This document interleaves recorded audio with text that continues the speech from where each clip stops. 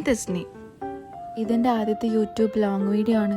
So എല്ലാവരും ഒന്ന് support ചെയ്യണം. ആൻഡ് ഇന്ന് നമ്മൾ ചെയ്യാൻ പോകുന്നത് ബേബി ജേർണലിംഗ് ആണ്. പ്രഗ്നൻ്റ് ആവുന്നത് തൊട്ടിട്ട് ആ ബേബിയുടെ ഫസ്റ്റ് ബർത്ത്ഡേ വരെയുള്ള എല്ലാ മെമ്മറീസും ഒരു ബുക്കിൽ ക്രിയേറ്റീവായി സൂക്ഷിക്കുന്നതിനാണ് ബേബി ജേർണലിംഗ് എന്ന് പറയുന്നത്. അങ്ങനെ ഞാൻ പ്രഗ്നൻ്റ് ആയിരിക്കുമ്പോൾ ഞാൻ തുടങ്ങി വെച്ചൊരു ജേർണലാണിത്. അന്ന് എനിക്ക് എൻ്റെ ഫ്രണ്ട് പേജ് മാത്രമേ ചെയ്യാൻ പറ്റുള്ളൂ.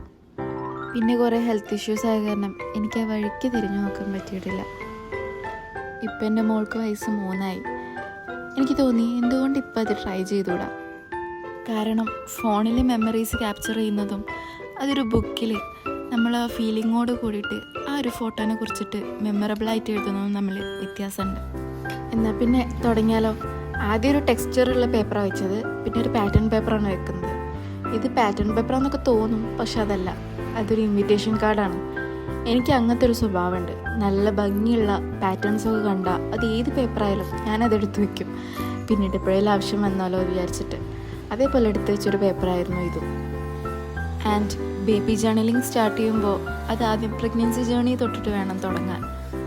സോ ഇന്നത്തെ സ്പ്രെഡ് ഞാൻ പ്രഗ്നൻ്റ് ആയ ആ ഒരു ദിവസത്തെ മെമ്മറീസാണ്. ഇത് പ്രഗ്നൻസി കാർഡിൻ്റെ ഉള്ളിലത്തെ സ്ട്രിപ്പാണ്. പോസിറ്റീവ് ലൈൻസ് കാണുന്ന ആ ഒരു ഭാഗം മാത്രം ഞാൻ കട്ട് ചെയ്തെടുത്തിട്ട് ഒരു ഹാൻഡ് അത് ഹോൾഡ് ചെയ്യുന്ന രീതിയിൽ വരച്ചതിൻ്റെ ശേഷം അതിൻ്റെ ഉള്ളിൽ ഞാൻ ഗ്ലൂ ചെയ്യാണ് ചെയ്തിട്ടുള്ളത്. ഞാൻ ആദ്യം ഇതൊരു 3D ലുക്കിൽ ചെയ്യാമെന്നാണ് വിചാരിച്ചത്, ഡബിൾ സൈഡ് ടൈപ്പൊക്കെ ഒട്ടിച്ചിട്ട്. പിന്നെ ഞാനത് മറന്നുപോയി. പിന്നെ ലാസ്റ്റാണ് എനിക്ക് ഓർമ്മ വന്നത്. പിന്നെ അതൊന്നുകൂടി പറിച്ചെടുത്ത് അലമ്പാക്കണ്ട വിചാരിച്ചു. ശരി, അത് വിടുക.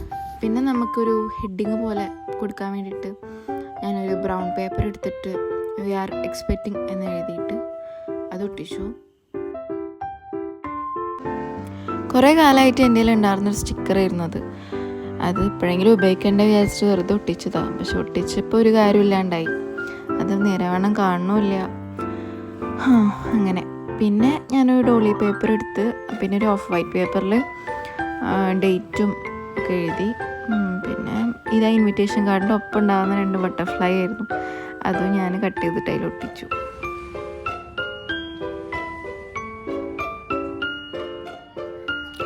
ഇനി നമുക്ക് അടുത്ത പേജിലോട്ട് പോവാം.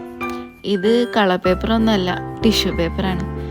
കല്യാണ വീട്ടിലൊക്കെ ഉണ്ടാവില്ലേ കൈ കഴുകുന്ന സ്ഥലത്ത് ടിഷ്യൂ പേപ്പർ, അതിൽ ഈ കളർ കണ്ടപ്പോൾ ഞാൻ ആ ഒരു ഇഷ്ടം കൊണ്ടെടുത്തതാണ്. മുന്നെപ്പോഴോ എടുത്തു വെച്ചതായിരുന്നു, ഇപ്പോഴാണ് ഉപകാരത്തിൽപ്പെട്ടത്. സത്യം പറഞ്ഞാൽ ഈ ജേർണലിങ് ചെയ്യാൻ അതിൻ്റേതായ സാധനങ്ങൾ വേണമെന്നൊന്നുമില്ല. നമ്മളെ കയ്യിലുള്ള ഏതൊരു സ്ക്രാപ്പും നമുക്ക് പിന്നീട് ക്രിയേറ്റീവായിട്ട് ഉപയോഗിക്കാവുന്നേ ഉള്ളൂ.